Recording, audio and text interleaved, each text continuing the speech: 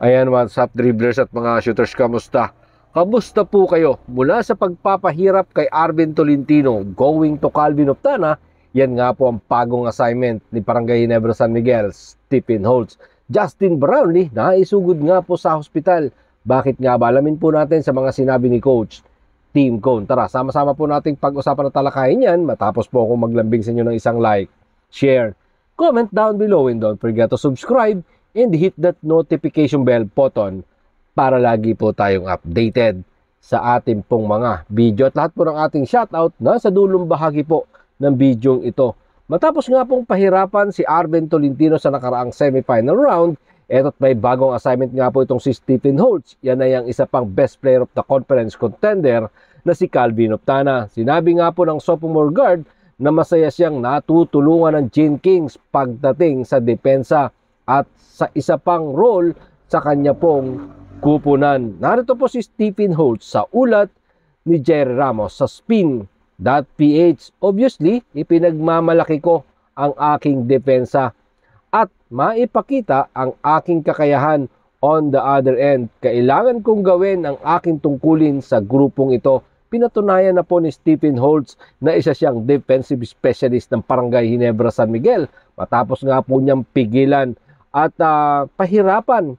Ito nga pong pinapaboran na manalo bilang best player of the conference top contender na si Arvin Tolentino. Matapos nga po niyang pigilan sa kanya pong scoring na magtala lamang etong si Arvin Tolentino ng 28.8 points sa loob ng 5 laro sa semifinals matchup na wala po yung dati niyang average na 23.3 points per game bago po magsimula ang semifinals. Pero inamin ni Stephen Holtz na talentadong player nga daw po itong si Arvin Tolentino. Pero ngayon, PBA Finals, iba na ang kanyang bagong misyon. Yan ay ang pahirapan naman si Gilas Pilipinas mainstay Calvin Oftana. Ang talk and text tropang giga wingman na si Calvin Oftana ay nag-average ng 16.0 points sa 5 laro laban sa Rain or Shine Elasto Painters. Narito pong muli si Stephen Holtz sa ulat pa din ni Jerry Ramos sa spin.ph. Defensive first team kami. Hindi lang ako ito, it's team effort sa pagiging pitted laban sa sinuman. Sa mga tao, sa talk and text, umaasa akong magagawa ang trabaho sa pagkakataong ito. Sa nakaraang bakbakan ng 2 kupunan, na naig nga po ang kupunan ni Calvin Oftana kontra dito sa Barangay Ginebra San Miguel at naiuwi po nila dyan ang kampyonato. Ang tanong ngayon, makakabawi ba etong Barangay Ginebra San Miguel? Yan ang katanungan. Pero siyempre, sabi nga ni Stephen Holtz, gagawin niya ang lahat. Mapigilan lamang ang isang Calvin Oftana. Ito't pag-usapan naman po natin ang pangunahing concern ng Barangay Ginebra San Miguel sa kanila nga pong import na si Justin Noypi Brownlee. Matapos nga pong magka-injury din si Troy Rosario na nakaraan, pero alam natin, kaya ni Troy makabalik sa Game 1. Ang tanong, makakabalik din nga ba sa Game 1 ng Barangay Ginebra San Miguel itong si Justin Brownlee? Kasi ito nga po yung pangunahing concern ngayon ng Barangay Ginebra San Miguel matapos nga pong aminin ni Coach Tim Cone na maisugod sa hospital. Ito nga pong si Justin Brownlee matapos nga po siyang magkaroon ng hika. Narito po si Coach Tim Cone sa ulat ni Ruben Terrado ng spin.ph.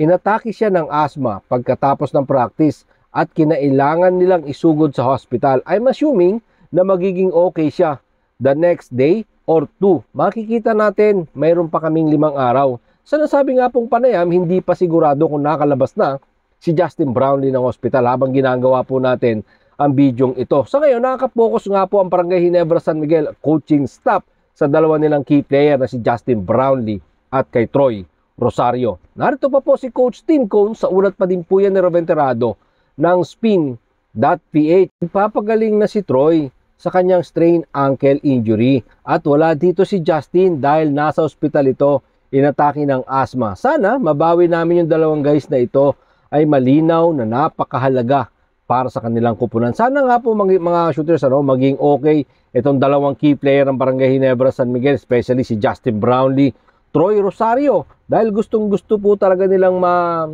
makabawi. Itong lalong-lalo na to si Justin Brownlee, hiniling niya to pagkatapos nung nakaraang Governor's Cup Finals nila ni Ronde Hollis Jefferson na gusto nga po niyang makabawi at gusto niyang makalaban muli etong si Rondy Hollis Jefferson pagdating ng finals at gusto niya nga pong pawian eto nga pong kupunan ng Token Text Tropang Giga. Kaya muli nating saksihan ang tapatang Rondy Hollis Jefferson at Justin Brownlee. And hopefully, pagdating po ng bakbakang yan, pareha silang healthy. Siyempre, mas magandang nakikita natin yung tagisan talaga ng kanilang lakas. Ito pong si Justin Brownlee at etong si Rondy Hollis Jefferson. Sa ngayon, si Troy Rosario ay hindi pa din po nag-iinsayo dahil mayroon pa nga po itong iniindang sakit.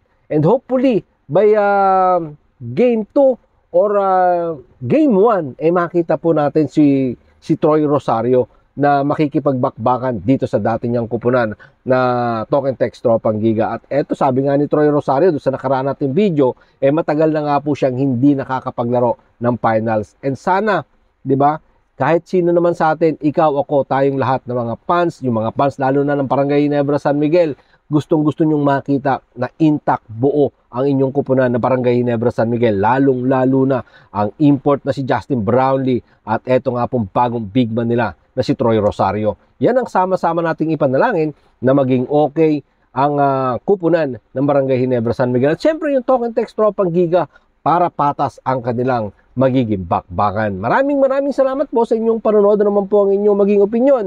Diyan po natin yan pag-usapan sa comment section. Ingat and God bless everyone. Adjourn, pero katulad po ng ating nakagawian, bago po natin tapusin ang ating pong video, shoutout po kina